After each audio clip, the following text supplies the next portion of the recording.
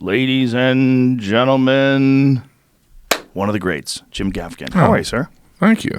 It's great to be here. Great to see you, man. I'm excited that you're doing a special on Amazon. Yeah. I think it's important that there's a bunch of other platforms for all of us to do specials on. And when a guy like you goes over to Amazon, legitimizes it, makes it a big deal, it's exciting. Yeah, it's fascinating how the outlets for specials has changed so dramatically. Because when we were kids, it was just HBO. Yep. And then Comedy Central, when I released Beyond the Pale, it was that perfect moment where in every dorm room in America, Comedy Central was on. Yep. You know, it had shifted from MTV to Comedy Central, probably because of Chappelle and Jon Stewart. And so, but it shifts. You know, it's like then Netflix was big, and we see these other platforms coming out. So it'll be interesting if I can convince people, because everyone goes to Amazon or someone in their family does. So if I can convince them the next time they're buying paper towels and socks to just go over to Prime, because everyone has a Prime membership. Yeah, that's the weird part about it, right? It's like it's shopping, but it's also like the same as iTunes. People have asked me, they're like, what if one person asked me, they're like, what if someone doesn't have a Prime membership? And I'm like, then they're probably not on the internet. Yeah, who are you? Right? They probably can't afford even, high-speed internet. So it's like, but I don't know. It is going to be interesting. I've watched stuff on Prime, but it's like every time I think comedians, we like to explore and do things different. Even new rooms and stuff like that. We kind of are risk averse, but there is always the possibility of, like, I don't know. Right. I mean, it comes out Friday. There is some support, but I don't know. And I know that Amazon is this enormous company, but I don't know. They could, in the grand scheme of things, my special is really not that big. It's not as important as the toothpicks they sell on Amazon. So I don't know if they're going to get behind it or not. It's so weird that it's an entertainment company and also a massive shopping outlet. I mean, it's huge. It's two giant things. But huge. They do support, like, Mrs. Maisel. I see that everywhere. Yeah. So if they have a hit, they will get behind it and make billboards. And I've seen a lot for Fleabag as well. I've seen a bunch of ads for that. So I think they're really picking up their support. But I haven't seen any support so far for – how many specials are there that they've done besides yours? Yours comes out Friday. Mine comes out Friday. And then a week later, there's 4 that come out. I know Alonzo Bowden has one coming out for sure. And there's 3 other people with him. And then I don't know. There's also something of – the flow of information isn't as dynamic as you'd imagine. Because I'm like a nerd for, like, if people follow me on Instagram, they're probably like, yeah, we know you promote. So it's like, I'm not shy about saying, I'm coming to Atlantic City. And so I'm like, hey, when is this going? How can I help? And they're like, there's a little bit of an attitude of like, we've got it. You know what I mean? We know all the information there is. Or they don't care. I'm not sure. Yeah, I think they're probably overwhelmed, right? It's probably a new thing. Or they just, some of how it was explained to me was I released Nobilate, my special before this, independently, through a lot of different platforms. Well, why'd you decide to do that? Well, some of it was I got an offer that was attractive. I knew that, I love Netflix. I have 5 specials there. But I kind of looked at Netflix. I always describe it as it's a swimming pool. Swimming pools are great. Having a special is kind of like a floaty. But like Netflix, there were just hundreds of floaties in this pool. So how do you know people are going to watch yours? You get like a week at Netflix for accessibility. And I also thought that it would have a greater impact internationally. I don't think it did for me personally. And it was something to try differently. You know what's weird too is you never really know what the numbers are. No, you don't know the numbers. They don't tell you. You don't know the numbers, and it also shifts. Like the great success that Segura and Ali Wong had, and we're comedians. We watch all of the specials on Netflix. I mean, whether we watch the whole thing is another thing, right? Yeah. That's like with Ted Alexandro and I, we're always like, I'm like, did you watch it? And he goes, 10 minutes. Did you watch it's like the best compliment is I watched the whole thing. I watched Chris Rock's whole special. Right. And so I wanted to do something different. I was offered, and it's expanding your audience. And I also understood that a lot of people consume things on demand. Like I have young kids, so I'm still buying on iTunes like it's 1981, and people consume things on demand. I was convinced on that. And so it went, we did this kind of like everywhere but Netflix. And then there was a second window that was on Amazon Prime, and it got a lot of viewers. And so that prompted Amazon to approach for this special. So independently, when you released your last one, did a production company come to you and say, "Hey, Jim, this is what we wanted"? Yeah. It was Comedy Dynamics, and they were like, "We're gonna distribute it. We're gonna sell it piecemeal, different places." Mm-hmm. And so I was like, "Yeah, you know what? I want it on airplanes." Right. And I have Netflix, but not everyone has Netflix. Mm-hmm. And also, the swimming pool metaphor, it can get kind of lost in there. So yours was available on Apple TV. It was available on everything. It was available on everywhere. Yeah. And it was even in theaters. Do you get a sense of the numbers from them? Oh, yeah, definitely. Okay, so Netflix is the only one that doesn't give you the numbers. Supposedly Amazon will give the numbers. Supposedly. I think they would. You got to get in a room with them. I think that they, it's going to be so interesting because I have no idea. But I also, just as how we consume specials has changed, I think that, I think specials serve they're very personal for us, right? By the way, your last one was great. Thanks. But it's very personal for us, but it also indirectly serves as like an infomercial for our sensibility. Yeah, for sure. So it's like you want other people to see it so that they can go, yeah, I like this kind of stuff. And so the appeal of it being in different places was appealing to me. Yeah, I like the idea of it too. I mean, I really do enjoy that Netflix has gotten so big into stand-up specials because they've given so many people opportunities and exposed the world to so many great comics. I don't like the fact they don't give you the numbers. That's a little annoying. Yeah. But I do like the fact there's other options now. I think it's great. And I think, look, HBO now has a streaming option, and they're trying to get really behind HBO Go, and hopefully more people will do that. So HBO specials will be what they used to be. Used to be if someone got an HBO special, like, holy shit. It would transform their lives. Oh, my God. Like Kennison and all these different people. We found out about them because of HBO. Yeah, I think it's going to be interesting. I think that seeing what Disney Plus does and seeing, HBO Max and Apple. But I had approached Amazon back, I think, with my special Obsessed. I wanted to do it on Amazon. They had Prime at that point.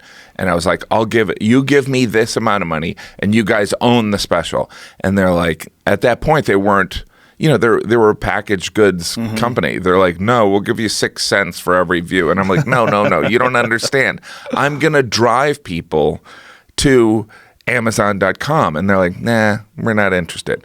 But so it'll take some time. So, we might think that Apple and Disney will step up immediately for comedy specials, but we don't know. We don't know. I think in the future, there's not going to be anything on live television except sports. I really do. Oh, yeah, definitely. Think TV, like the idea of like tuning in at 8 o'clock on Tuesday night, that's the only time to see something. Oh, yeah. Ridiculous. No, appointment television is Nonsense. absurd. That's a great way of putting it. Yeah. Appointment television. Yeah, it's insane. Yeah, release date. And that's one of the other great things about Netflix. Like when Stranger Things comes out, you get the whole damn season. Yeah, definitely. And so like the binging thing is really It's absurd. Like there's got to be some consequences of that. Oh yeah, it's unhealthy. We're just not getting enough sleep. Now my friend of mine, she told me that she was up watching Stranger Things till 6 o'clock in the morning. She had to get up at 10 to take her kid to school.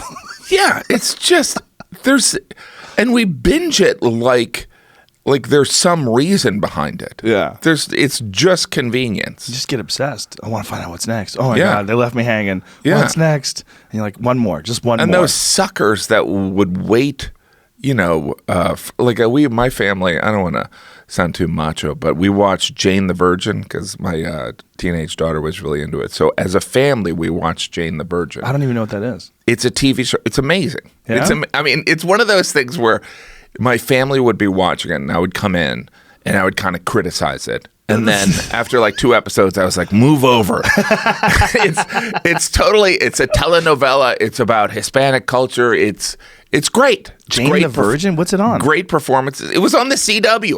Oh, that's hilarious. Like, I feel like in my adult lifetime, the CW appeared, and I still have never watched a show on the CW. Like, have you ever watched a show on the CW? I don't believe so.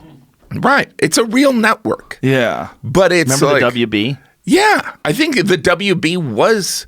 I think the CW is the Something WB. like that, right? There was a few of those little fringe networks way back in the day. Like, I remember the Wayans brothers had a TV show on one of them. Yeah. It's one of those weird networks that was... I think it was owned by CBS, but they're like...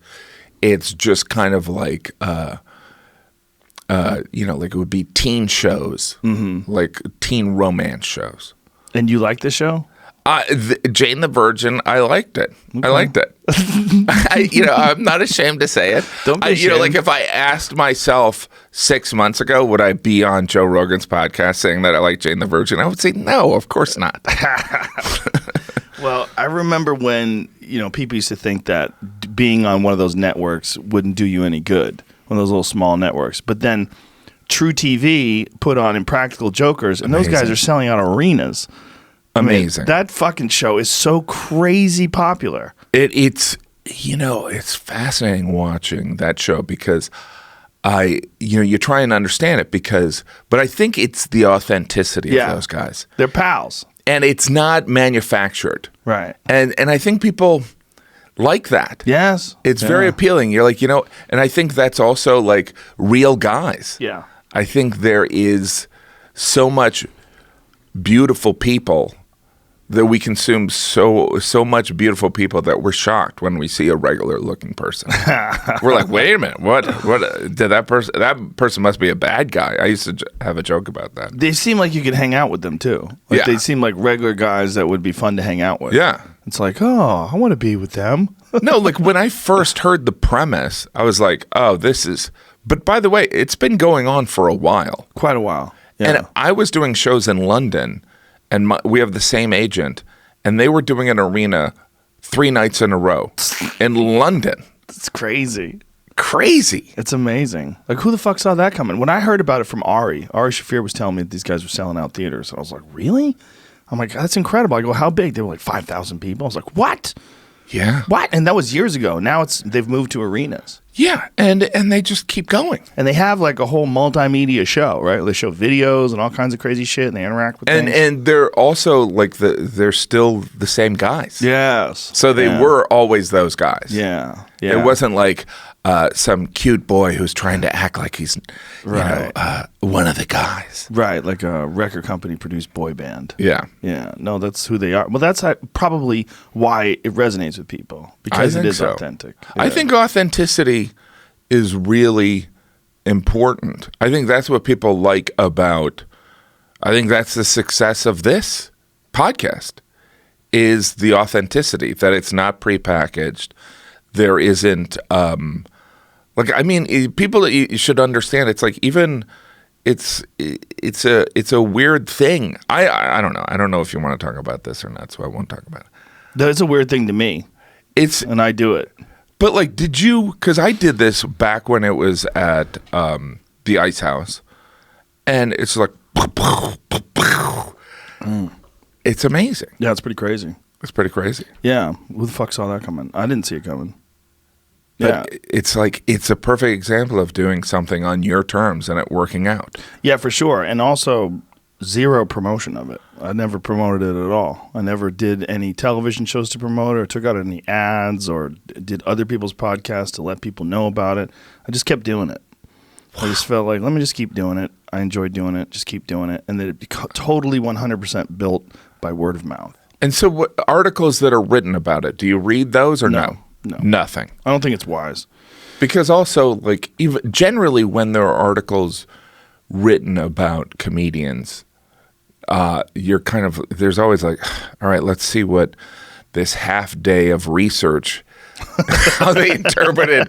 Do you know what I mean? I remember Your in entire the body of work, in the 90s, there would be like New York Magazine would be like, the end of stand-up comedy. Yes. And you'd read the article and you're like, well, I guess, they followed that person. They don't even do stand-up. Yeah. So there is no point behind it, but I'm just kind of a sucker for trying to understand where the zeitgeist is trying to steer things. But in the end, I think comedy, Seinfeld describes it as like, it all comes down to butts and seats. Mm-hmm. Butts and seats. Like they can kind of promote, like the new best thing, but, those people show up to shows. They're not told where to go. I think what's also important to note is that the narrative is no longer being controlled by media. Like you can't, an article in Newsweek or on a website or some YouTube piece, it doesn't define things anymore. The landscape is too big. No media outlet has any sort of monopoly on how to define someone or something. The people decide now. It's really a meritocracy in that way. Yeah. If you have something that's good, people find out about it and they like it. And you can write all your hit pieces that you want. They don't work anymore. No. It doesn't work. You'll change a few people's minds because they'll buy into it. But then if they investigate themselves, they'll go, oh, you're a piece of shit journalist. This is a terrible article about something. It's, but I sometimes think, like, I have two theories on this. One, I sometimes think, was it always like this and I didn't see it? Or here's my other theory. My other theory is that in the collapse of traditional media, meaning the collapse of newspapers and just, television news bureaus, that because there's no money to pay someone to be, say, like a movie review. My father-in-law he used to write movie reviews in Milwaukee, and he would review the movies, and that was his job. And that job is really only present in very rare situations. Otherwise, it's just the opportunity of someone that does it out of a passion thing, meaning someone who has a blog, or it's someone who doesn't need a financial incentive. So in other words, they're like, you got $50 to write a review of this thing. Or so it ends up not being close to objective. Does that make sense? Yeah, no, it does. And I think if you're going to really study something, like if you want to know about a person, say if it's a politician or, an actor or comic or whoever you're writing about, the idea that you're going to figure them out with just a few hours of Google searching is kind of crazy. It's like, absolutely crazy. I mean, and the rushes to define someone in either very flattering or very unflattering ways. That's really where most of the energy goes. Right. Most of the stories are either hit pieces or they're fluff pieces that seem to be propped up by a publicist. Yeah, there is. I feel as though, like, I did this movie that came out. It was just a small indie comedy where I was a guy who had two separate families, and they didn't know about each other. So it's like, he's a good guy. No, but he had two families. And it's a comedy. It's set in the 90s, and the reviews that didn't like the movie, that didn't surprise me, or the criticisms. But like a lot of the reviews were kind of, there was a tone of like, how dare this white male have two families? Like they couldn't get beyond, like it wasn't, like they would insert like a a social commentary onto a platform that was not for that. Yeah. Do you know what I mean? Like it was, there was a portrayal of, and there were great female actors that played my wives, and there was some reviews. They're like, they underserved them, and it's like, the movie was really about my character and his son. But like people were frustrated about story, but because of the day we live in, it had to be kind of deciphered through this kind of social critique that is just absurd. And it wasn't here and there. It was a lot of reviews like that. Well, they feel like there's an obligation to discuss that now, too. If they feel like there's some sort of an imbalance sexually, like between genders on a television show or intersectionality, if it has something to do with race or gender or politics, or they feel like this is something that must be discussed. And one of the things that I hear from friends that are very frustrated is that when they pitch shows, when they pitch shows to the network, if they have a story, an idea, like this is what we're trying to, this is the thing, they're like, okay, where's the diversity? Yeah. It's like one of the first questions. They're like, well, it's about an Irish family that lives in the Bronx. Like, I don't know what to tell you. Yeah. This is what the story's about. Like, well, where's the diversity? Like, you have to insert diversity to meet their criteria. Like, you can't just have you can have a story as long as the person's, like, you could have a story about a Haitian family, and it'd just be all about the Haitian family. No one's going to say, well, what about white guys? We need to get some white guys on this show. Yeah. No. Because if you inserted the white guys, then it's the white savior story. Exactly. So you can't be the white guys. Yeah. Yeah, I just can't wait until we're done with all this. I mean, maybe it'll be long after we're done, long after we're dead. Yeah. But when there's no more racism and this is no longer a viable storyline, and no one gives a fuck if you're Chinese or Indian or from Pakistan, we legitimately don't care. They're just different varieties of people, and there's no judgment whatsoever.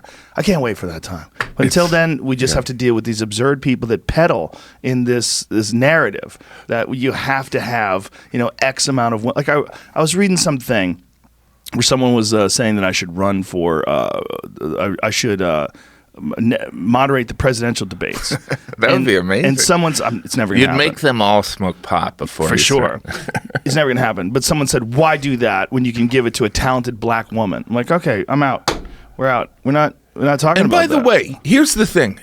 And I think you'd agree with me. I do think there's an imbalance, and we do have to correct it. Yes. And I do think that, and it's great that we have the knowledge and the foresight, but humans, we're just clumsy. Yeah. We're just clumsy, with, we're just like, let's just stick this here. When creativity is much more complex than that. Like even any comedian, we could have Carrot Top here. There's a nuance on every joke he does. Yeah. Like people can sit there and be dismissive, but like he's like, you know what? I can't do that joke before I do this joke. Yeah. Whereas people just think it's like, no, just stick this in there. Stick a speech in there. But I almost feel is like when Green Book won, because I saw it after the fact, I was like, because there's this belief of, if you play a disabled person, you win. But it's much more of like that movie Winning was like, oh yeah, it's the great crime of America and race. So it brings that up. It also deals with, homosexuality and like the struggle of that, which is profound. I can't even contemplate it. But it's like, that's why the movie won. And it was also, we love Italians. America loves it. Hey, you got to talk like this. Hey, who doesn't love that? Well, America loves Italians. They love Boston. And, there's certain things that America loves. So I was like, oh, that's why it won. I'm not saying it's a bad movie. I'm not saying Vigio wasn't great. I'm just saying that's why it won. Yeah. And it's weird. It is a little weird. But on the other hand, one way to look at it is the idea that there can be no darkness without light, right? There can be no real appreciation of true diversity without an understanding of racism. Like to have it around in its ugliest form makes you appreciate the people that don't express that aren't racist, that are just even-keeled people that appreciate everybody. Well, there's also this too, is that I tend to lean left. I'm pretty liberal socially, and when Trump was elected, and like there was the Women's March and all this stuff, I had this thought process of like, how can I contribute? How can I help make this country better? Which sounds grandiose, which it is. But the thing is like, I'm not changing anyone's mind. I really believe that. It's like, and if anything, I think at my shows, it's like people are kind of like, a break from it. Yes. Do you know what I mean? Like we're all thinking about it all the time. They're like, all right, there's a tariff, a Chinese tariff. What does that mean? I don't know what that means. Are American farmers destroyed? What's going on? But like when they come to my show, they don't want me to rehash it. Yes. Yeah, no, I think that's one of the keys to your success is that you provide a vacation, a fun, silly, well thought out, comedically brilliant sort of vacation from but the also nonsense pointing of the out day. that humans we're absurd. We're stupid. Yes. Yeah. We are so stupid. Like humans think we have it. Every generation we think we have it figured out. Yeah. That's like the sureness of people makes me concerned. There were people at a time that were like, here's how we how we solve the flu is we're going to put these leeches on people. Trust me, it's working. Like they were convinced that would work. Yeah. Yeah, it makes you wonder like how we're going to view this generation 100 years from now or 200 years from now. Oh, it's going to be fast. I mean, I've got a 15-year-old who is so my children they're so fascinating. And you live in New York City. I live in New York City. Yeah, which is crazy. We talked about this a long time ago that's a wild place to raise kids. Is it? I don't know. Tell me. I feel like there is socioeconomic, cultural, more diversity. My kids walking to a subway station, than if we lived in the suburbs. For sure. And it's they don't have a yard, but like I'm kind of like I don't know. It seems like people that have yards, they're like paranoid about their kids getting snatched anyway. So, but I don't know. It's what I also, I feel like there's a lot of convenience in New York that I like. And I also, to be perfectly honest, it's like in LA, I feel kind of smothered by the entertainment industry. And maybe it's my insecurity, but it's like... No, I think you're right. There's like, you drive down the street, there's all these billboards, and each of those billboards is saying, you're a failure. Look at this person. This is their 5th show where they're going to get an Emmy nomination, and people don't even know your name. Yeah. So it's... I mean, obviously, just fate had it where I stayed in New York because there's plenty of reasons to live in LA. Well, first and foremost, you're a comic. You're always recognized as a comic, but you do a lot of other things as well. But like you do a lot of other movies and television shows and stuff, but being in New York City, I think in some ways you get the best of both worlds because you get many clubs to perform in, many clubs to practice in, but you also don't get that sort of scrutiny of the agents and the managers and the entertainment industry, so you can work on your shit. And then on top of that, you're not surrounded by the business, right? You're around fucking regular folks, just hustling and doing their thing. I mean, I'm traveling constantly too, but there is, I just like doing. I mean, here's where I think I'm doing it wrong or doing it right. It's like I just care about good stage time, quality stage time, whereas I think.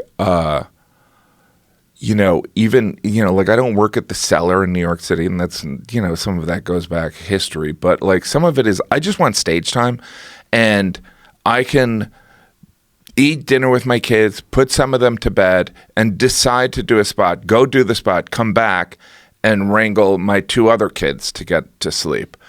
Whereas if I went to the Cellar, or if I had to make the journey, the drive, in LA, it would be a different commitment. What's the thing about the Cellar that makes it more difficult? Well, some of it is peers and friends. Like, I don't like the idea, the hierarchy of, I always kind of get, a little bit Like, I'm just kind of like, I just want to do stand-up. I just want to do it. I spent a lot of time hanging out in comedy clubs. And some of it is like at the Cellar. I don't want to bump some of my friends that I started with. Right. And I also don't want to get bumped by somebody else. It's like, I'm not going to abuse doing a set, but I'll go in and I'll do 15 minutes. It won't disrupt anyone's night. But I also know that at the Cellar, you know, there's going to be people that show up. Sometimes there's a pack of 3 or 4 people that are going to do sets, and everyone's kind of off for that night. But also it's, you know, it goes back like 20 years ago. I'm a low energy kind of comedian, and it used to, you know, I used to put in avails at the Cellar, and it would kind of determine, I would get, you know, like, you get a spot Wednesday at 1 a.m. And so like I would be bummed for the week. So I don't want to give my power away in those situations. I just want to do stand up. So you'd rather just do I'd rather go to Gotham. Yeah. And also Gotham's great. And I look, I love the Cellar, but I feel like that's also the layout of the room is far more interactive, whereas I want to try out material. But I don't know, it's shifted because the Cellar it's a great club with a great complex. I mean, there's 3 rooms. So, but some of it is, I'm now at the point where I just want to do one set. And I also don't want to I don't want a friend like Todd Barry looking at me like, you're bumping me? Do you know what I mean? Do you call in or do you just show up? I call in. Yeah. So I'll call, but sometimes I'll decide at like 8:10. I'll call Gotham and I'll go, is it okay if I come in? And they'll say, yes. It's better if you come in at 8:40 or 9:10. Just so that I don't screw anyone up. Yeah. And then, you know, but like at Gotham, Seinfeld always goes there too. So it's like, I'm like, I got to get there before Jerry. Well, that's the beautiful thing about a big city like New York, particularly about New York. There's so many different options. Like in Los Angeles, we really only have the Comedy Store, the Improv, the Laugh Factory, and then there's a few on the outskirts. But New York City has so many more options. It's amazing the transformation the Comedy Store has gone through. Yeah. Like I would say it's probably one of the most important clubs in the country, beyond a doubt. Maybe, I'm thinking it's like up there, right? As like the surefire thing. If you're an audience member, you go to the Store, you're going to see a great show. But like 15 years ago, I don't know if that was the case. No, it wasn't the case in 2008. Yeah, it was pretty bad for a while. Who is responsible? Because that comes down to management. That has a lot to do with it. Also the internet. A lot of us talking about how great the Comedy Store is. Also getting rid of the old management, firing them. Right. They found the old guy was running the place, was stealing money, and they fired him. There's how many? He's a piece of shit anyway. There's so many stories where it's like, and then it was revealed they were stealing. And you're like, what? Yeah. They did a sting operation and caught him stealing money.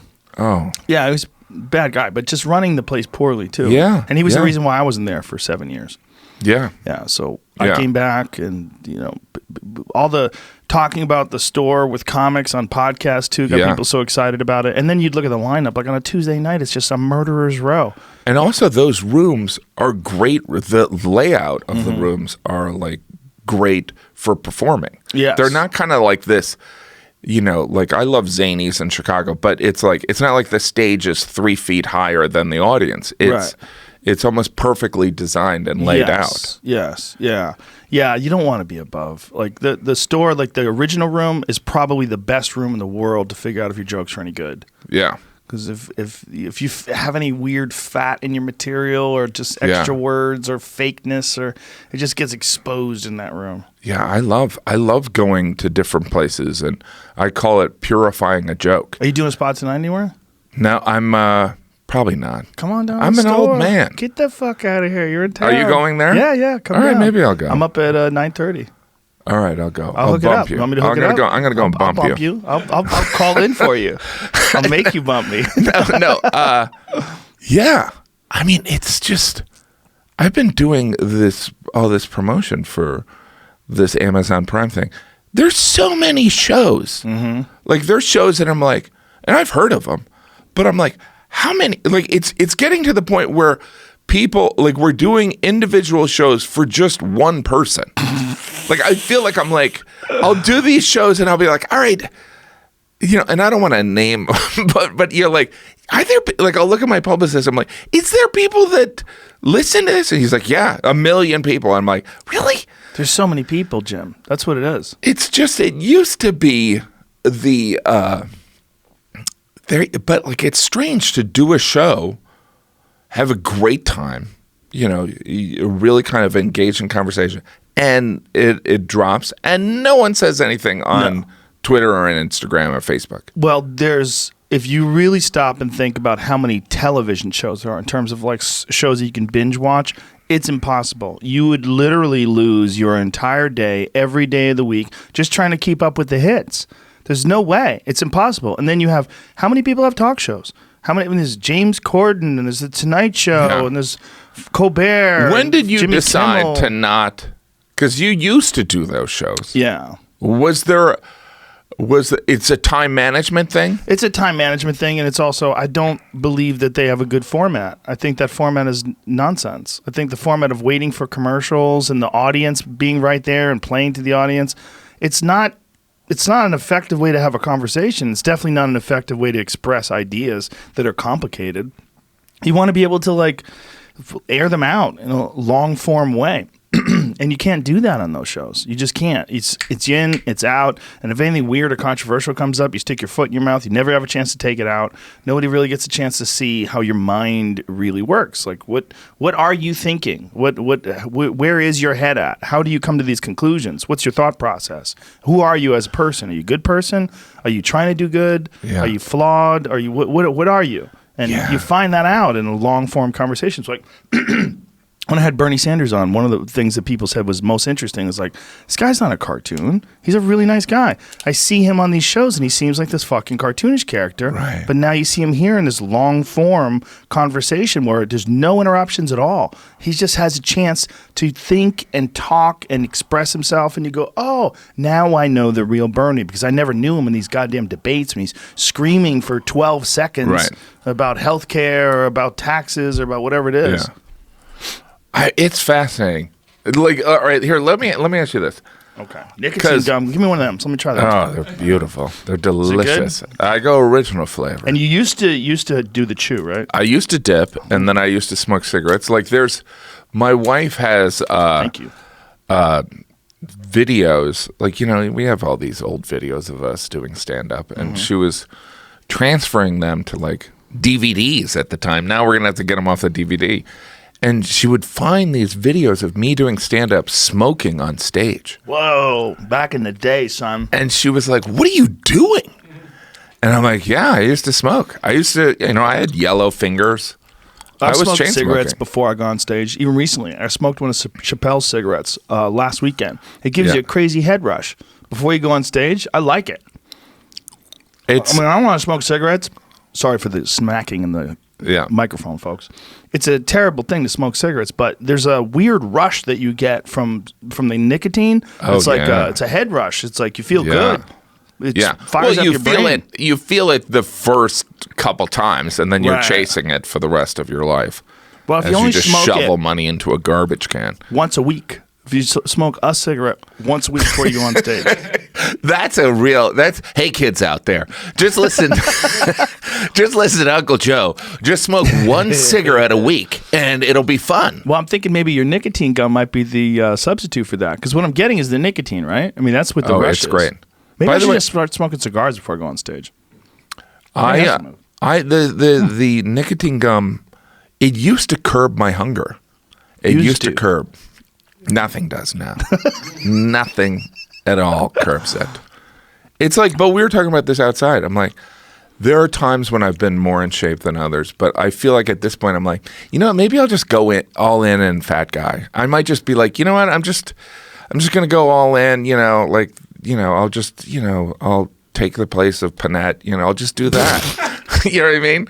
You seem thinner though than I've seen you before. I'm not. I'm not at all. But it's just, I have low T. I don't know what that even means. Like, I see those commercials. Low testosterone. Yeah. Do you take testosterone? Yes, I take testosterone. You seem like you drink it every morning. Have you ever I feel like I just need like energy. Yeah, that'll give you energy. Your body's dying. And it is dying, your right? endocrine system no longer produces the hormones. You lost me at an endocrine. I mean, this is when you see an older person when they have the diminished muscle and their mass is like shrinking. That's what's going on. Their body doesn't produce the hormones in order to keep the mass going. So what you have to do is two things. One, you have to lift weights. That's one thing. And two, you have to supplement your hormones. Too hard. Hard? No, but some of it is I'm so focused on eating. No, I'm so focused on I sometimes listen to my set while I work out. It's like when you work out, you have to focus on working out. Yeah, but that's a good thing to do. I do that when I'm on the elliptical sometimes. I listen to comedy. I think listening to sets is one thing that not enough comics do. They record their sets, but they don't listen to them because it's gross and you feel it's annoying. You don't want to hear it. Yeah. But it's the way you learn. And I feel like, I mean, I don't know. I would like to know how you feel about this, but I feel like the amount of time that you spend concentrating on your material has a direct result in how good it is and how good it gets quick, especially when you're producing specials, so you abandon all your material and then you have to write new stuff. For me, the process is greatly accelerated by physically writing. Physically writing is very important. I devote a lot of time to sit in front of a computer, staring at it, smoking pot, writing things out, looking at notes, writing things out. Performing, those are critical, but also listening. Listening to those recordings and then writing notes on the recordings. Yeah.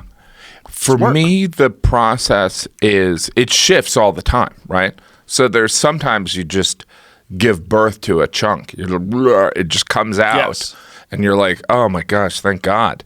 Yeah. And sometimes it's just like you're chiseling away at granite and it's just bit by bit underneath. But for me, it's doing these longer sets, like doing an hour and 10 minutes. I will, and it's a shift from before. It used to be like I needed the sets in the city to like build piece by piece. But now I'm I'll talk about like something that happened when I was a kid, and then I'll polish it over a long period. Because in an hour show, it's, I believe you have to do a material every time you do a theater, and it has to be new because you want people leaving going, I'm coming back when he comes back here. Yeah. And so, but the writing process, it's always moving for me. Sometimes it's a lot of times like something will bump me and I'll write it down on my phone. And then sometimes I'll write around it, or I will just go on stage and talk a little bit about it. Are you, when you are doing sets in the city, are you ever doing long sets, like an hour? Not usually, because when I'm in New York, having 5 kids, it's just the commitment for, like, I'm looking at September and I'm like, oh my gosh, like the curriculum nights alone are going to be insane. And there's going to be, my daughter's in soccer, and there's going to be all these meetings, and there's just innumerable things. School assemblies, like chatting with the principal who talks about their philosophy. And so like there's a commitment, but like doing the hour, I don't really usually do it in New York. But what I do is I like to do I don't know what they're called now, but alt shows in Brooklyn, which is, it'll kind of like, I'll do material that would work in a comedy club, but like in Brooklyn in front of like a more, I don't know how to describe it. Hipsters or more precious audience. Precious. Do you know what I mean? Where, like when I go on stage in New York City, in Manhattan, I'm a white guy who's like fat. When I go on stage in some of these rooms in Brooklyn, I'm a white man. You know what I mean? So it's a different experience. And it's very important to see that, because how I characterize things, it's good to like be educated on like, all right, maybe that does sound a little piggy. So I'll pull back. Right. And then I'll go on the road. Like I used to, like a great example is I used to have back when USA, I'm sure USA Today is still there, but I used to have all this material that I developed in Brooklyn about the USA Today, how like it's just like a coloring book, you know what I mean? And how it's just kind of like, do you like news, but also pictures of news? And it was just great. And it would kill in Brooklyn and it would kill in New York. And then I would go on the road and people would be like, what the hell are you talking about? I like the USA Today. That's what I get when I travel. You know what I mean? Or it's got a great sports section. So it's like, there's so much value in traveling around with material because you gain different perspectives. Oh, sure. The road is so critical for that. Yeah. You get a sense of how people, especially when you're doing clubs. I found that the road, when you're doing clubs, you really get a sense of like the feel of a city, whether it's Cleveland or Columbus. Oh, yeah. I mean, I love the fact even, how, talking about, I make a point of not doing too much material on having 5 kids, but like I'll do, like if I talk about having 5 kids in New York City, at a show in New York City, people are like, you're crazy. And then if I talk about having 5 kids in Boston, and I'm generalizing, people in Boston might be like, you're crazy. I came from one of those families. And if I do it in Utah, people would be like, yeah, we are crazy for having 5 kids. So it is the same joke and it's the same point of view, but it's tweaked a little bit. Mm-hmm. And it's so fun kind of traveling around and learning that material and learning the impact and how it's digested. Well, comics have a unique perspective on America because of that, because we don't just go to these different places, but we also perform material in all these different places. So I think I've been talking a lot with comics lately about like, what was your reaction to Trump winning the election? Comics saw it coming more than most people who live in LA, because most people who live in LA are very liberal, very left-wing, convinced that this is, even it didn't matter who you voted for, Hillary was going to win California no matter what. Like this was a pro-Democrat state, and when Trump won, I ran into people that were shell-shocked. They couldn't fucking imagine. I mean, I think, I was surprised. I was definitely surprised. But that being said, I wasn't surprised by the logic behind some of the people that voted for Trump last time that are sheepish to admit it now. Yes. I understood some of that logic, but I thought it was fascinating because there was a time for me, because I tour with Ted Alexander a lot, and he's like Ted. He's like an Occupy Wall Street guy. Like he's like very progressive. And we would tour, and he would have, during the election, he would have some material on Hillary and some material on Trump, and it worked everywhere. Worked in Texas, worked in Tennessee, which I think is the most conservative place outside of Nashville. And so it would work everywhere. And then the election happened, and that same material, and it wasn't just the context of the post-election, it was, I describe it as people looking at the ceiling, is that people didn't want to hear it. And I think some of it is people like, we deal with this all day. We need a break from it. But it was both sides. Yeah. So like Trump voters were more emboldened, kind of like, that's right. And then also the left, people were like, please, I just want to hear Jim talk about horses for 10 minutes. Do you know what I mean? Yeah. And so there is something fascinating that occurs. And there's also something fascinating about international shows, because when W was president, there were much more people coming up to me going, how dare he, start the Iraq war? And with Trump, they're like, yeah, you probably didn't have anything to do with that. Yeah, I would say that's my takeaway. Yeah, people are definitely fatigued. I think we have political discourse fatigue. It's never ending. Never ending. And if it's how much of is your life? If you really stop and think about it, if you're alive for 75, 85 years on this planet, and most of your waking time interacting with people is discussing politics, how much of it actually does affect your life other than those conversations? Those conversations, it's a giant part of a lot of people's anxiety, a giant part of the argument. But the real life, like getting up in the morning, fixing breakfast for your kids, taking them to school. How much does fucking Trump play a part in any of that? Not that much. I did a CBS Sunday commentary on how all conversations lead to Trump. Like, it's just every conversation eventually gets to, and then Trump did something like that. But it is. I was also thinking, like, because we live in this very precarious time, and a very divided country on a lot of different levels, and there's so much drama, and there's environmental disaster impending. And again, to my point of, like, we finally figured it out. This is the most dramatic period. But compared to World War II, No. this is nothing. Nothing. Yeah. This is nothing. I was in Central Europe. What the, like, human beings, like, and we were going around this Terezin, this place outside of Prague where they stuck all the Jewish people, and with my children who, like, just want to play on iPads, were just mesmerized. They're like, what? And the takeaway was not, oh, the Germans are bad and Nazis are bad. The takeaway is, oh, humans are crazy. Like, it's just a matter of months that these same people that were your neighbors that you would go to their kids' birthday parties, you were waving goodbye to because you got their apartment. And I'm like, oh, like, it was terrifying. Like, human beings, it's very easy for us to go, yeah, it was the Germans. It was the Germans that did that. It was the Lithuanians who did it. But it wasn't. It was human beings that were, like, manipulated like that. Yeah, if we catch the wrong leader. Yeah. Yeah. Like, that right next to you, that is a World War II helmet. That's a legitimate World War II helmet and a bayonet.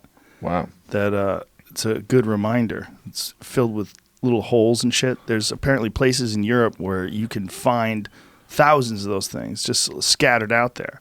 There's areas in France that are impossible for people to go to because there's so many rounds that have been shot into the ground there, and so much toxic chemicals and stuff from World War II that to this day they don't want people traveling to. I mean, it's an enormous size, the size of Paris. It's in France. Really? Yeah. See if you can find that. That's amazing. Like, there's to also this day from the 40s. So, like, when I was in Prague, and you go on these tours, and the punishment, like, they would just be like, and this, I also learned this in Greece. They'd be like, okay, so as punishment, we are gonna murder an entire village. So and you're like, what? And by the way, again, we can characterize this because on the internet, everyone's going to be like, Gaffigan was defending Nazis. That's not my point at all. Is just that human beings, like, it wasn't that long ago when, like, rape and pillage was the go-to tactic. It's like, all right, we'll conquer, then we'll rape and pillage. There were some guys that were like, you know what, can I just pillage? I just, I got a girlfriend now and I don't really feel like raping. Well, we were talking about Kyrgyzstan the other day, that to this day, 20% of all marriages begin in kidnapping. What? Yes, 20%. So 1 out of 5 marriages started with the groom kidnapping the bride. Like, that's how they had to get married, because he raped her. So in order for her to be romantic. Pure, it's that's unbelievable. Craziness. It's fucking crazy. Here it is. The red zone in France is so dangerous that 100 years after World War II, it's still a no-go area. There's all sorts of rounds and munitions, and there's all sorts of... I mean, there's so many rockets were fired into this area that this shit is still in the soil and everyone. Why? This also brings up a separate point. Why is this surprise? Like, humans also have a real short-term memory problem. Mm-hmm. Like, we don't remember things. Right. Like, I don't think people really appreciate, that World War II was like 70 years ago. Right. Like, it was not that long ago. Right. Like, even like Serbia, I was in Dubrovnik, and they're like, yeah, up there the Montenegrins used to shoot at us. Oh, those guys, now we go to their bar. And you're like, what? Like, that was the 90s. Yeah.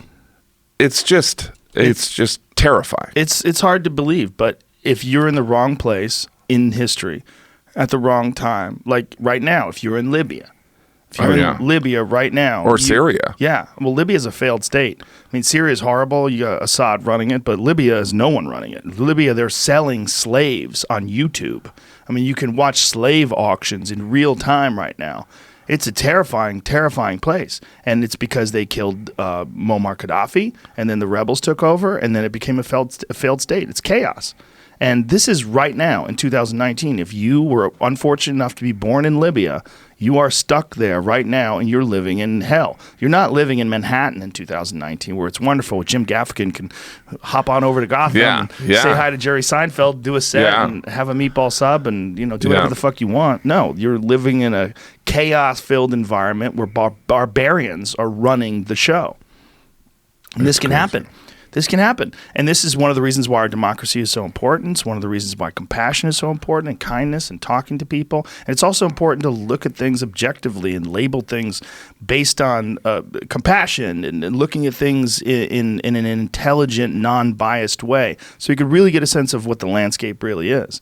If you're everybody's a fucking Nazi and everybody's terrible and white privilege this, white privilege that, everyone's a criminal, everyone's bad. No. Yeah. There's real crime in the world. There's real terror and real awful things. And we have more unity. We have more in common than we promote. You know what I think is, and I think this is also a reflection of the success of comedians' podcasts, is that what people don't realize is that comedians really appreciate a different point of view. We actually we have friends that we don't agree with.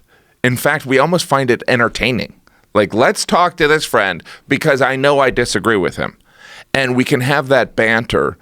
And I think that particularly in this cancel culture, there is, and so you get these comedians like you hosting these podcasts, having these discussions, and comedians have kind of the boldness to step in it and say, hey, I don't know about that. Tell me about that. Whereas from a societal basis, there's don't question why we're pursuing this. Because if you question it, that means you're not a true believer. And we're looking for true believers. Whereas, and by the way, it's just interesting because I think, I have a friend, Tom Shalhoub, who I love, who has a show on Fox Nation.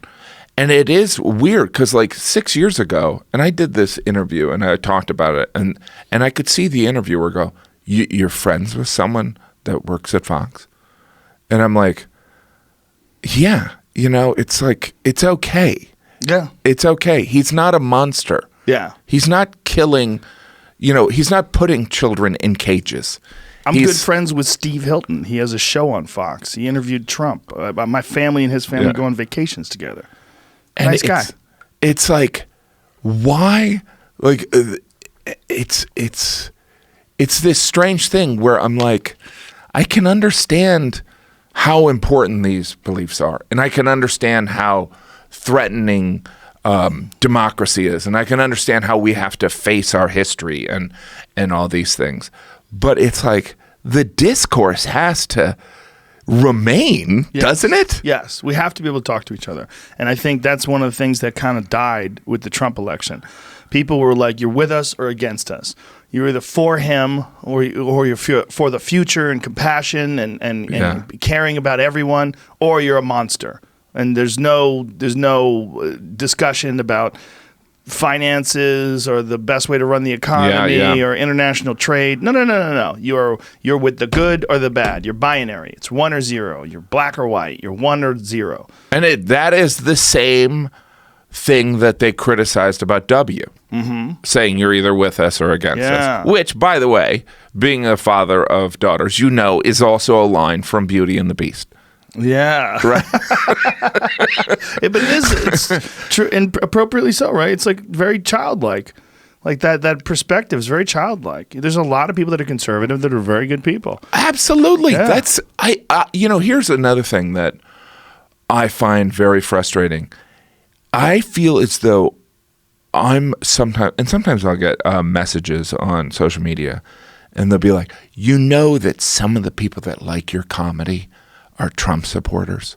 And I'm I hope so. I hope that I appeal to a lot of different people.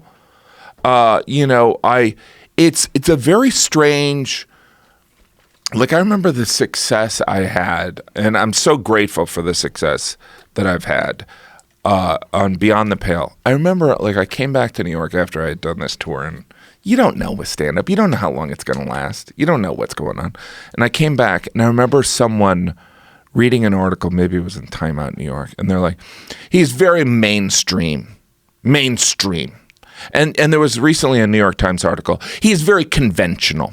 And I'm like, what is that? Do you mean like conventional in that people want to go and see me perform? Like a lot of people like you? Like that's a crime? Yeah. Like he's, it's like, it's so, we live in this age, like there used to be comedians, and I think it's inhibited some people's success, where like if it's like Bill Burr, one of the best comedians today, and I think sometimes people in the media are like, the wrong people might like his material. And you're like, that doesn't, people. Do you know what I'm saying? Yes, I do. Maybe I'm being paranoid, but I'm like. No, I get that from this podcast.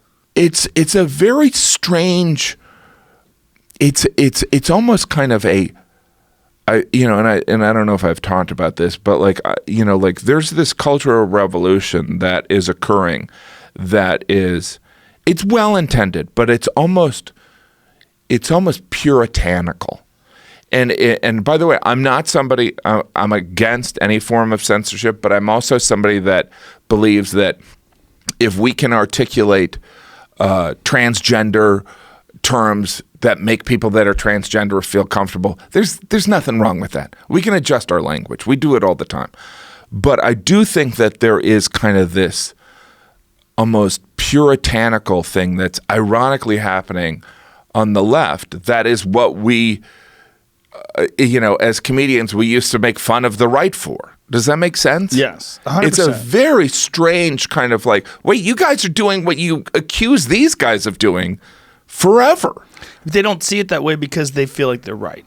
And if you're right, then it doesn't matter. And I do think it's well-intended. Yes. I do think it's well-intended. I don't question someone's motives. Like, I don't think that, like, I remember, and I'm going to get blowback on this. Like, I don't think that W had malicious intent. I think he was well-intended. He failed at things, but I think he was well-intended. I think that's probably a logical perspective, and I think Dick Cheney's probably Satan.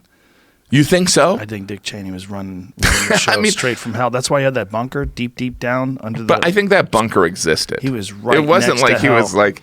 It's not like he was like, yeah, I need a bunker. He had a straight shot straight to hell. That's what it was. There was an elevator. It was down there. That's how it was heated. That's why it was so warm. That's what remember when he was in the bunker after 9/11? There was like Dick Cheney's in a bunker. How come George Bush is playing golf? W's out there because with a he was big in target on DC. his forehead. He was in D.C. and there was a separation of powers. I don't know. And then we all saw the hired Adam Dick McKay Cheney. movie. You're like, how much is that true? I know, right? How much is that true? Imagine the power because Dick Cheney, like I also doubt everything. I always, like everything I hear about, I'm kind of like cut it in half, which makes me kind of still think Trump is absolutely crazy. But like, Dick Cheney, is there, like, and I don't think he cares, but like, there's no, like, the narrative has been set for him. Yeah. There's no kind of like, you're not going to believe this, but Dick Cheney is like one of the funniest storytellers. Like there's no changing the narrative of Dick Cheney. Right. Like George W.'s painting, and he does a lot of painting. And his painting is kind of lovely. It's like, it's cute, sweet stuff. Yeah. It's like, it shows you where his mind is at. This is where he chooses to spend his time. But Katrina, he didn't go there right away. Well, he hates black people, according to Kanye West. Right. But Dick Cheney is a completely different animal. Like, he shot his friend in the face, and his friend apologized. Yeah, but he didn't do it. He obviously didn't do it on purpose. Well, he's probably drunk, and then he disappeared for 24 hours. Do you know that? He didn't immediately turn himself in. They waited really? 20. Yeah. He was most likely drinking. They were doing what's called a canned hunt, where they open up these gates and they let these birds fly out and they just start blasting them. And he shot his friend. But it could have been a mistake. It was a mistake, but he was probably hammered. I'm known as the Dick Cheney apologist. Ah, nice. So explain us Halliburton. So he was the CEO of Halliburton. He leaves Halliburton, and then he becomes the vice president, and then he gives Halliburton these no-bid contracts to rebuild Iraq after they blew it up. So explain that as a apologist. I would say one, no bid contracts happen often. That's what I've heard. How can you chew another one of those? My heart is pounding out of my chest. Because I'm a real man. I'm more manly than you. Like you're. How many of those you I'm chopped a out real in a day? type A. I'm a real I get up. I do. What are those bells that you kind of sound? Kettlebells. Kettlebells. You know what? I eat a bowl of those for cereal. Nice. When you're a man like me, that's what I do. I put CBD oil on my knees, and then I just lift. I lift bulldozers. That's what I do for breakfast. Wow. Then I jog up mountains and just yell. And then I just come home and I just eat elk meat. But unlike you, I don't cook it. I just eat the elk when it's You can alive. do it raw. Sometimes it's better to cook though. What does elk meat taste like? You want some?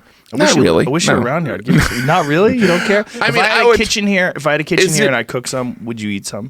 We're at this compound. You have this huge place. You got a horse track in the back. You don't have a kitchen here? I'm going to open up a kitchen here. Seriously. Yeah. I'm thinking about putting together a restaurant. And So having the friends come over elk and eat thing, what makes, maybe you've talked about this and I haven't heard the episode, but elk meat is that good or it's Fantastic. Yeah. It's a wild animal. It's wild. But does it It's taste like deer? It tastes better than deer. Well, venison, you're like, oh, this is good. If I have really strong mustard and I'm not hungry. No, man, it's just prepared poorly. Yeah. Venison's delicious. It's all of it is how the meat is taken care of after the animal dies, whether it's cooled quickly, and how it's processed. That's all it is. How it's cleaned, how it's cut up, how it's vacuum sealed and frozen almost immediately after the animal dies. How you don't let in the glands, like they have tarsal glands that they can get. They have hormones. Like a lot of times when you're Right. shooting these animals, it's during the rut, so they're breeding, and this is when they get okay. these hormones and these tarsal glands. They put these and it, Why you can don't get we it on eat the more meat. elk? Why don't we eat more elk? Because it's a wild animal. It's an illegal animal to sell. You have to go out and hunt them. Yeah, but why doesn't someone just start an elk farm Because it's or just an elk we ranch? look down on those. Well, there's a lot of factors there. First of all, you can buy It's elk. the meat lobby. Yeah, no. You can buy it from New Zealand. Yeah. New Zealand sells a lot of it, and I think Yeah. there's some places where you can buy commercially raised elk in North America. I'm not exactly sure if that's the case, but it's illegal to sell wild game. And there's a difference between an animal that's been penned in and force fed and just big bales of hay and whatever the hell or a wild animal. Newspaper. Yeah, I'm interested in wild animals because I think wild animals are healthier. Also, I think the karma of what you're doing is very different. You're just going after a wild animal that's in the rut, and they wind up killing each other. They get killed by mountain lions and wolves and bears. And Right. what I'm doing is I'm dipping my toe into the natural world. It's and a circle of life. I'm going after them the way Yeah. a mountain lion would go after them. I'm just using a bow and arrow, and I'm getting them and I'm bringing them back, and then I eat that one animal for a whole year. I'll feed my family. You know Tom Papa. Yeah. Tom Papa is a And giant then he makes consumer bread of out my of it. elk. He Papa eats it makes with bread out of. It's like you and Papa, like at your restaurant, you have to Yeah. have Papa do the bread. Oh, for sure. right? Yeah, he'll be the bread man. Yeah, And his then bread's like only good for 4 Doug days, Benson though. could sell the weed, and then Anybody could sell the weed today. right. I guess anyone could today. Yeah. But like you love elk. You Yes. wake up and you're like, you know what, I want elk. I had it this morning for breakfast. Well, who doesn't have elk for breakfast? Did you have the elk cereal? I had sausage. You had elk sausage for breakfast. And do Yeah. you make your own elk sausage? No, I get that made. I get it made by a butcher that I know. And so, do you think that when I come back, because I do this podcast every 6 years, do you think when I come back, You can do it as often as you want. Oh, well, thank you. We just didn't have the right phone numbers. Do you think that we will? That what is the? Do you think that elk is the new kale? That we're gonna track it back? It's too hard to do. To go out and get it yourself is very difficult. You have to be like really committed to learning how to hunt, and then to be fit enough to climb the mountains. And then what do you lucky drag enough- it back? You have to carry it out in chunks. Yeah. You chop it up and then you Uh-huh. carry it out in chunks. You quarter it, meaning you take the legs off and you take the back straps. You which know is- that there's like grocery stores, but right? there's not the serve elk, and it's And a different experience. I know Why what you're wouldn't saying you is just a why joke. wouldn't someone listening to this start an elk ranch, and so that they I don't can think sell? it's legal. It's not legal. No, it's not legal to sell wild game. And there's a reason for that. And also, when you have these farms, there are farms that raise deer and some other animals. there's a real problem with chronic wasting disease and certain diseases that get easily spread when all these animals are eating off of the same food source. So if they have like a bin where they're all eating out of and they share saliva, Right. it actually contributes to the contamination of certain diseases. And there's a real problem in this country with something called CWD, which is chronic wasting disease. And wow. it's the same exact thing as mad cow disease. It just hasn't jumped over to other animals. It's jumped over to mice, but it hasn't jumped over to humans. But if it did jump over to humans, it would be a gigantic fucking problem. And part of that problem, they believe, stems from farms that are raising deer. It's very controversial. Really? I mean, there's people that and so oppose it where pro do and you con. where do you go to hunt elk? Because Utah's a big one it that I might go be to. different from where I hunt elk. I go to Utah every year. You go to Colorado is a great place to hunt Colorado. elk. Montana is a great place to That's hunt a elk. great Yeah. elk hunting Yeah. area. You just got to go into the. You're joking. What around. a- You should come with me. You freak Are you the fuck kidding? out. You should Are you kidding? freak out. Man, I would. Unlike you, I wouldn't quarter it. I'd just drag it back Just throw it because over I'm your strong back. enough. I'd put some kettlebells on Just it. stick your dick in and just carry it out like a condom. You just sit. So they're big animals. Yeah. So like if you miss, will they charge you? Elk most of the time won't do that, but a moose certainly would. Moose are Yeah, dangerous. moose are nasty, They fuck right? you up. That's an elk right there. There you go. Yeah, I shot that one in Central California. And so how do you get that on an airplane? Well, you have to quarter it up, chop it up into portions, freeze it, and then stick it in like a Yeti cooler. And then I'll seal the Yeti cooler, and you have to bring it through customs, and then they have to look at it. Not customs, but TSA.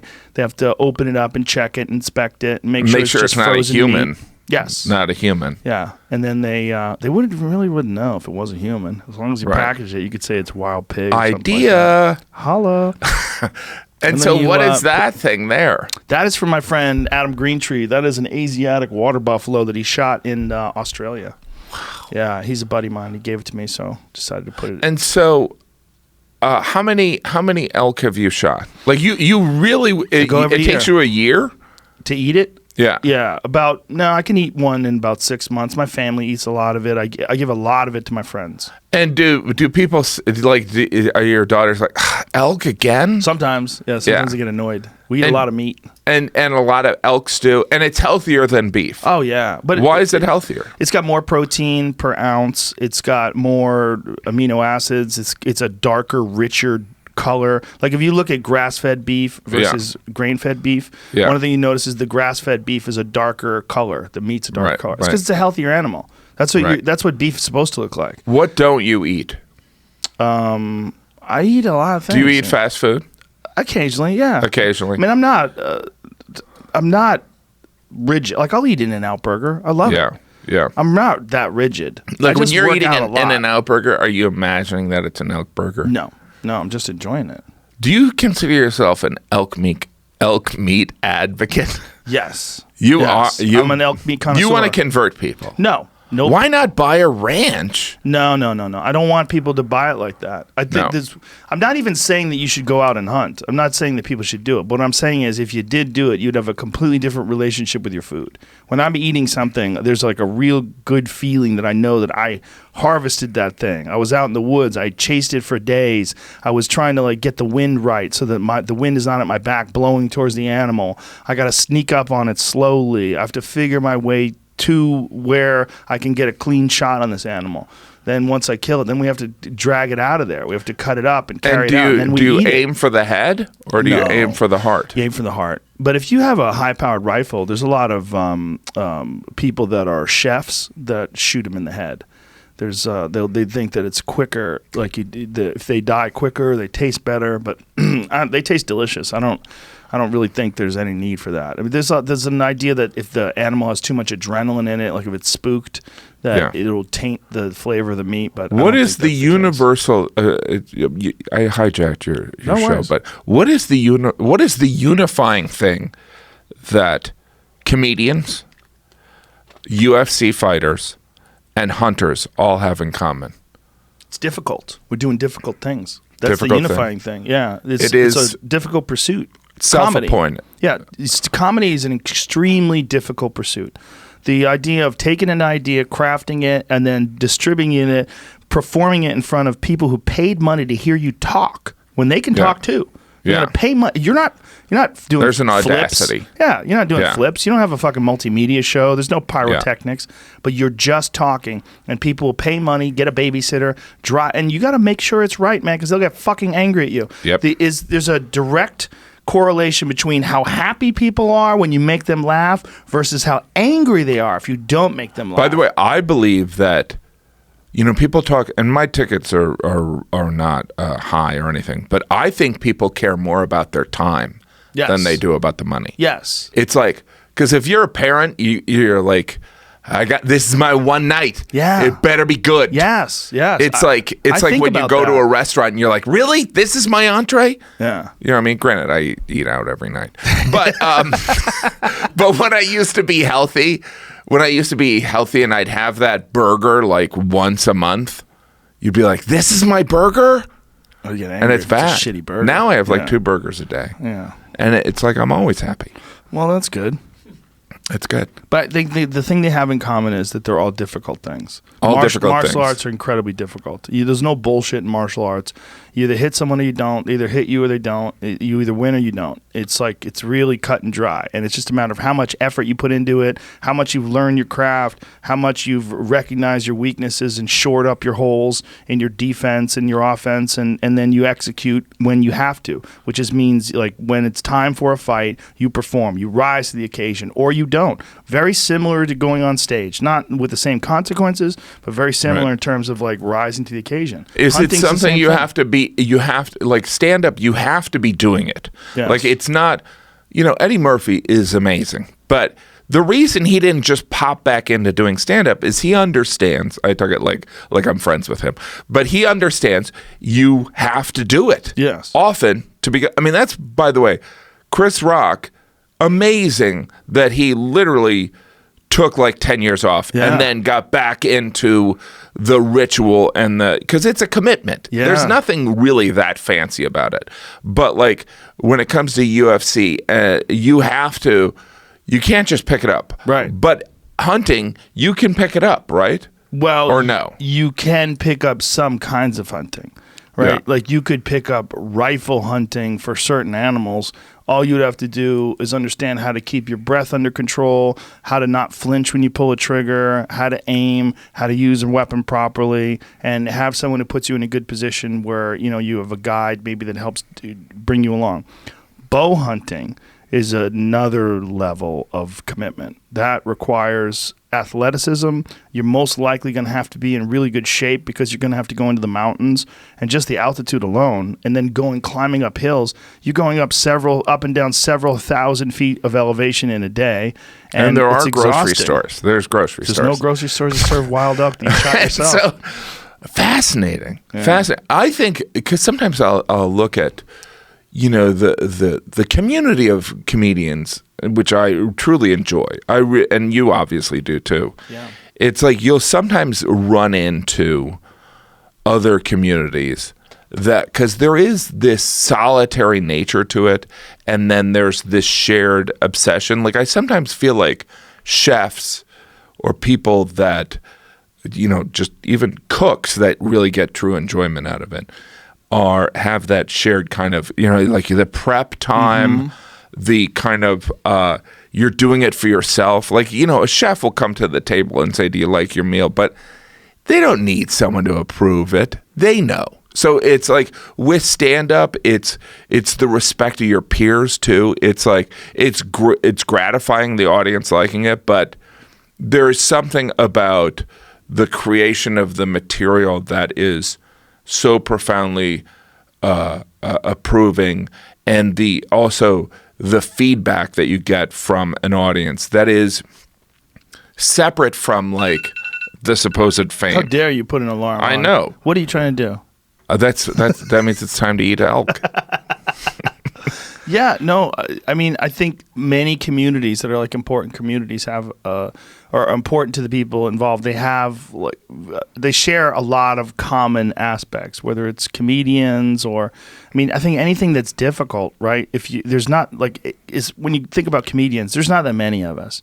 If you really stop to think about, there's 300 million people in this country. How many professional comedians? Is there even 1,000? I mean, how many people are really making a living off of just doing stand-up. I mean, I would venture that it might be about 250. Which is amazing because, by the way, when I started, and you're around the same period, there was like nobody. There was no, and by the way, in Seinfeld's era, there was even less nobody. How about Lenny Bruce's era? There was like him and Mort Saul and like one other guy. Yeah. Insane. Yeah. Insane. But now there's like professors of stand-up comedy. That's ridiculous. They're all ridiculous.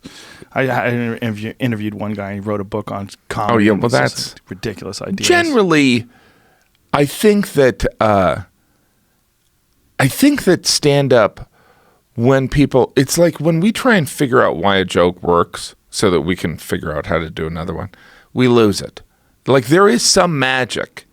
There's some magic, not to get too, there is something of like, there's a moment, like sometimes singer-songwriters talk about this, that like a song just appears. Mm-hmm. Sure. And some of it is we put in the time and we put in the work on ourselves and kind of like self-reflection, and we're open to understanding who our point of view is, and we're embracing our embarrassment. That kind of opens us to material. Yeah. And there's also, the more you do it and the more frequently you do it, the more you kind of have a feel for it. And when you take time off, that's when it's really weird. Like for me, I went on vacation recently to Italy, and then I went back on stage after like 12 days. And I was like, what? Do I know how to do this? It's a weird feeling. It's a weird feeling. Yeah. You got to be immersed in it all the time. Yeah. But I also think it's great to take those little vacations. Oh, you get a great perspective on material. Yeah. It's like suddenly you come back and you find the piece to the puzzle to make it work. You need like little breaks. But I think that's the case with virtually everything, that we all need perspective, and you need discipline, and you need the work ethic to put all the time in and do all the work. But you also need to think clearly, and you need enthusiasm. And sometimes that, like, it's intelligent and it's disciplined to take a break. Yeah, it is. I find it hard. I mean, I also, like, I'm somebody, like, I always arrive in a market with an hour of new material, there's plenty of people that they do a special and then they take a break and they hang out, and they might kind of slowly develop more material. And to me, that is, I don't know if that's, I'm on both sides of it. I understand the value of it, but I also, I don't have control of when the stuff's going to come out. Right. So I kind of want to be paying attention when the material comes out. Because sometimes, the comedians all have this. It's like, you had a great idea, but you didn't reach over for your phone when you were falling asleep, and it's gone. It's gone. Forever. I jump up. I'll plug my ears and run out of the room if my wife and kids are talking, if I have an idea. I used to not. But I got an idea, but my wife is awesome about it. Like I'll just go, I have an idea, and I just have to say it to her, so she doesn't think I'm just playing with my phone while we're at dinner. I just go, I got an idea. Yeah. And she'll let me do that. But you have to do that. If you don't do that, those things slip away. They're like a salmon in a river. Like, grab it. That's right. And we are the bear. Oh, we are the bear. And then the elk is watching. And then Joe shoots the elk. And the idea dies. What does an elk sound like? Like that. And they're just huge. They're like 500 pounds. And what do they eat? Are they vegetarian? Yes. Yeah, they're vegetarians. And what about a bear? Have you ever shot a bear? Yes. Have you been to a brown bear? No, black bear. Wow. They're very good. They taste good. And you have to shoot them. Otherwise, they eat everything. They eat each other. They eat all the elk babies. They eat all the deer babies. 50% of all elk and deer fawns or elk calves and deer fawns are eaten by bears. 50%. Wow. Yeah, they devastate populations, but it's a balance of life, I mean, it's the circle of life. Yes, but it's a balance. It's like there has to be some control of predators. Yeah, it's so interesting. Interesting. It's a wild world, and I've been involved in it since like 2012. That's when I really got into it. And so when you were growing up, did you hunt Fished. when you were a kid? I did a lot of fishing. Yeah. And where did you grow up? Well, I was born in New Jersey, but I lived in a lot of places. I lived in San Francisco for a while, from age 7 to 11. I lived in Florida from 11 to 13, and then Boston from 13 to 24, then New York. Then Is it nature or nurture? Are you because of life experience, or were you born like this? I think there's a little bit of both, for sure. And also some of it is, you've been on this self, I feel like characterizing this as an insult, but it's not. But you are somebody who's like, I'm going to self-improve myself. Yeah, I try to do that all the time. Mentally, physically, everything. Elking. Yeah. But I think you can always do better, right? And so how do you find out if you can do better? Was that your mentality? Yourself. Was that your mentality in your early 20s? Yeah, I think it came from martial arts. Yeah, because if you don't try to get better, you wind up getting fucked up. Like, it's dangerous. Like, you get hurt. Wow. Because I grew up from high school. From the time I was 15 till I was 21, all I did was travel the country and fight. I competed with all Mr. throughout. Miyagi. No, he wasn't around back then. But that's really what I did.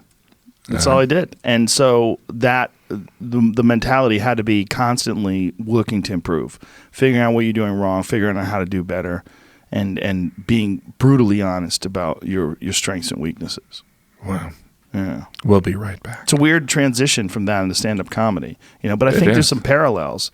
There's some parallels because bombing on stage is I've lost fights, but bombing on stage might feel worse.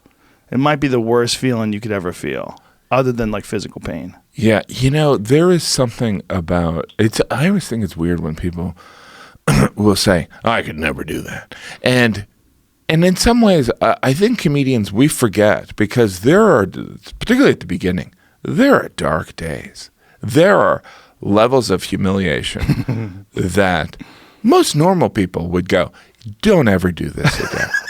But comedians are such lunatics that they're like, that's fine. That's fine. And by the way, what they don't realize is there's some of us that break through and we can kind of figure it out. But there are some people that try stand-up, fail miserably, have the perseverance, and never get better. That's true. It's brutal. There's a certain mindset that never improves. And I don't know what that is. I don't know if it's a genetic thing, if it's a lack of brain horsepower. There's certain people that just never get it. They never get it, and they try and they don't, and they never figure their way through. And there is also something about, I have a big belief that comedy changes, just as we were talking about, there's a difference between political correctness and like there is a cultural trend that's almost kind of looking for someone making a mistake, that it's shifted I call it decades. So like there is in the 80s, at the peak of kind of Seinfeld's stand-up, which transformed into his show, he didn't need to provide any autobiographical information. It was just jokes. And there was also, and it was even Carlin at his peak, he would provide he was grounded in authenticity, but it wasn't like, I struggle with whether I'm a good dad or not.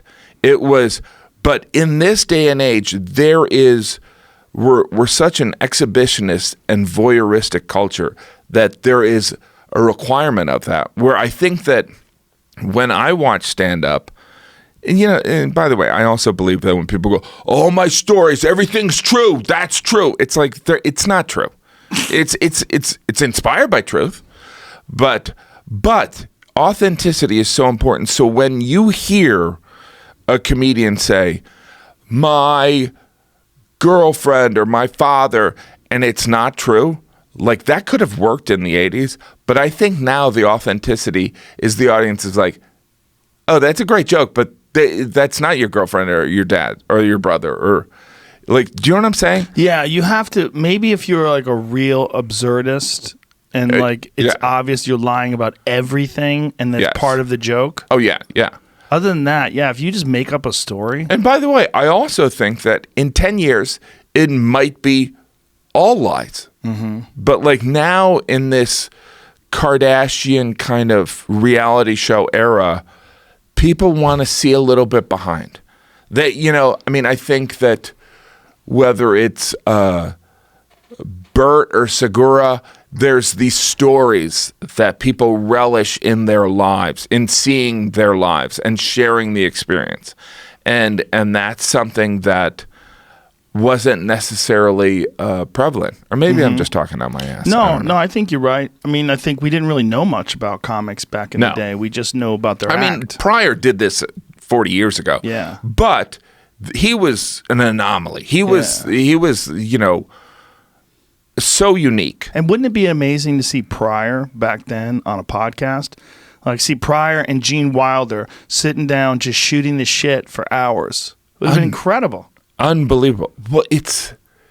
I remember when I was deep into stand-up, maybe like 8 years, and I went and consumed Pryor stuff again after, you know, being in the business. It was so shocking how much had been stolen from him. Like, entire acts. You're like, oh my gosh. Yeah. You know, that's in so-and-so special. That's in, you know, every comedian that comes from a certain area does these jokes. And it was like, he was really revolutionary on so many different levels. Forget the true gift of like being funny and autobiographical and kind of vulnerable. Like, people don't realize that, like, when he did that show in Long Beach, it's like, and he opened for Patti LaBelle, like, and people were coming in at the beginning. It's like, that's absurd. That was someone special? Do you remember when he was doing that special in Long Beach and there was a guy who walked up right to the stage with a camera? He's like, get the fuck out of here, man. Go sit down. And he left that in there. And by the way, people have to understand that wasn't, you know, half those people they were there to see Patti LaBelle. Yeah. Like, that's really amazing. Yeah. Like, that's super talent. That's like, you know, like, and I think Chappelle has that. Chappelle has, like, just, you know, I don't know. It's like almost like a level of genius where he's almost kind of like, I'm going to set up a hurdle for myself. Yeah. It's absurd. Well, and it makes me Chappelle's angry. also constantly working, man. Like, he just popped into the Belly Room 2 nights ago. Just showed up, does a set in the Belly Room, does a set in the main room, goes over to the Improv, constantly hopping around. You know, I've told this story before, but it's a crazy one. I was in Denver. I was doing the Comedy Works, and it's a Friday night at 10 o'clock show. I get done. I go into the green room. Dave's there. I go, what are you doing, man? He goes, oh, what's up, Joe? I decided to come by. Like, he decided to come by, meaning he flew into Denver on a private jet with no show set up because he knew that I was going to be there and wanted to do a set. Wow. So he just does what he wants. Like, he just shows up, and I go, do you want to go up? He goes, oh, should I? I go, fuck yeah, hold on a second. I run back on stage. I tell the audience, I go, come back, sit down. Dave Chappelle's here. They're like, what? And so everybody comes back in and sits down. I go, ladies and gentlemen, please welcome Dave Chappelle. Wow. He goes up and does 40 minutes. Just free. Just does it, but he's just doing that all the time. It's not all for money. It's all for the craft. It's all for performing and working out the material. Just travels around and does these things. Yeah. And just shows up. DC does like 18 shows at the Warner. Just like over 2.5 weeks. Just is always on top of it. You know, and that is why it's not just his obvious talent and his brilliance, but also his work ethic. All those things combine. There's not one without the other. You don't just get the guy who takes 6 months off and he's just brilliant always, and you wake him up and he's got the best set ever. No, it's like he's constantly grinding, constantly. Yeah. And I think with this art form that we do, it requires diligence. It requires maintenance. It is totally diligence. Yeah. It is. Do you write on paper? Do you write on a laptop? I do. I don't even have my stuff here, but I'm always putting stuff down. But like you know, some of it's bits and nubs. You know, like these are notes from like Ireland. I mean, I love being in other cultures because not only do you see the eccentric side of their culture, but it also exposes how absurd our culture is. Yeah. But yeah, no, some of it is just, and also, you know, it's just absurd. You know, it's like also in another country as opposed to cities, it's so different. And I am an American, so I can just kind of horse around for 10 minutes.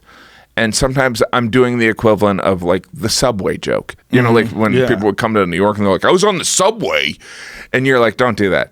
But when I'm like in Spain, I'm like, you know what? I'm probably doing the equivalent of a subway joke, but they appreciate the research. And I really do. I am fascinated by other cultures. And I am fascinated in kind of observing different things and understanding the history. It's kind of like, I think that like visiting other countries is kind of similar to talking to like a really drunk, angry guy. Like if you're talking to a drunk, angry guy and you're like, I understand you. I understand that like for 400 years, the English didn't let you make cheese. Like the drunk, angry guy's like, yeah, thank you for understanding that.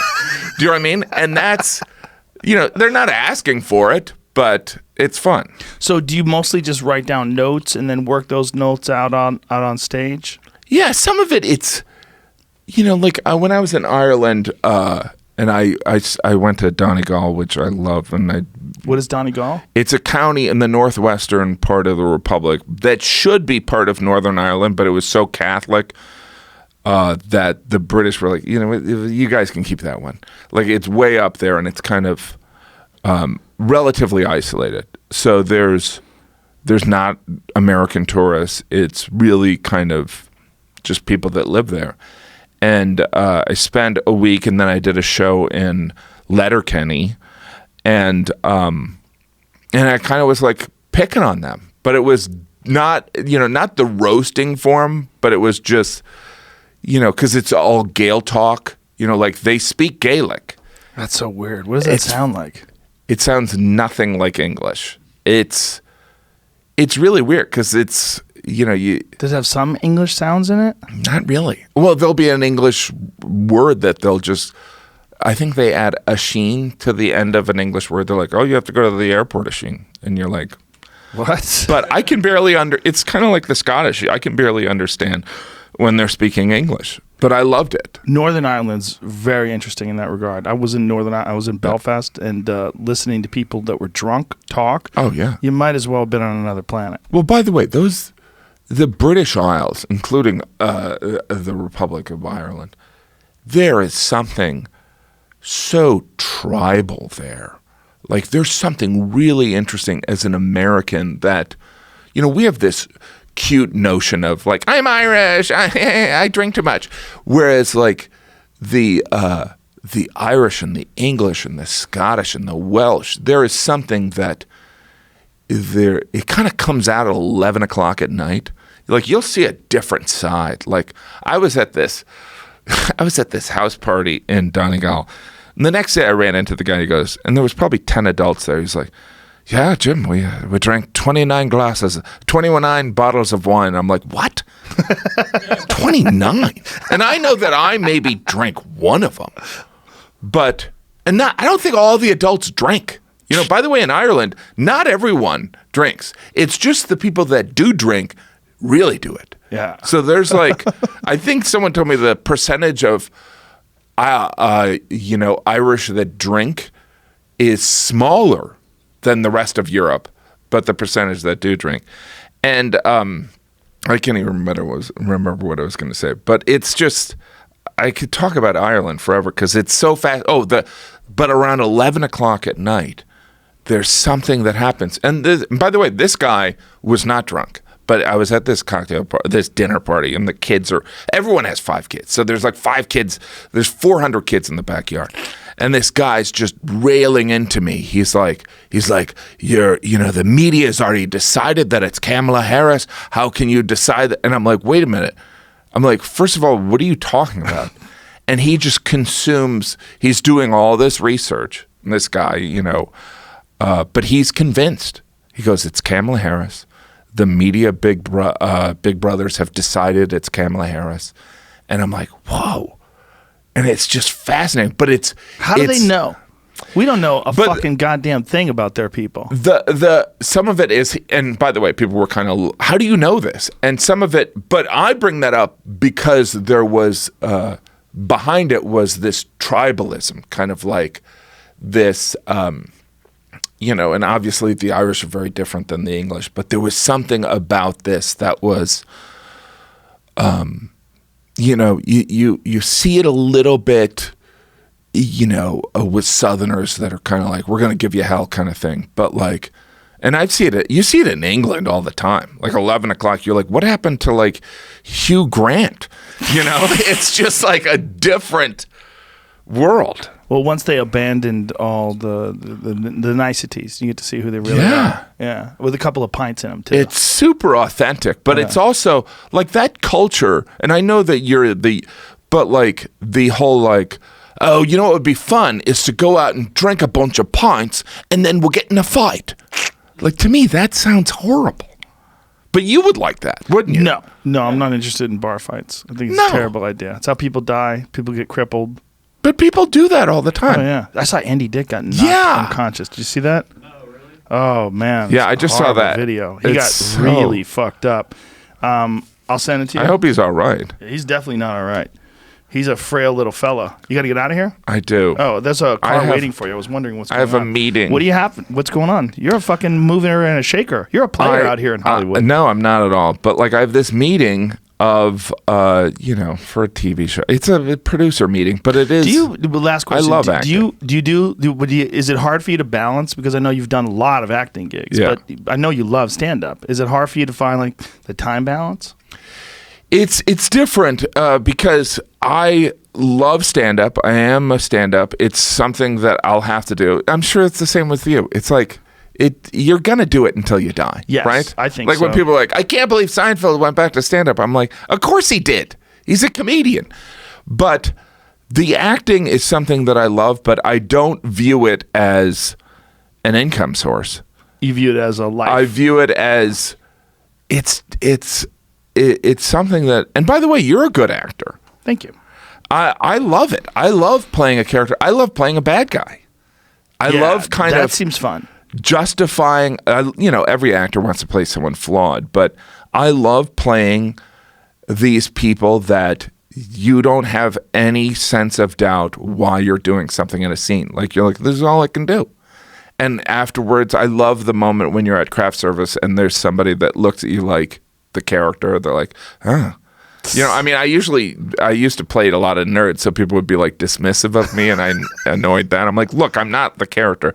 But I love it when I'm playing someone who's kind of doing something maniacal, and people are like, why would you do that? Like, I'm just playing a guy that would kidnap somebody. I'm not going to kidnap you.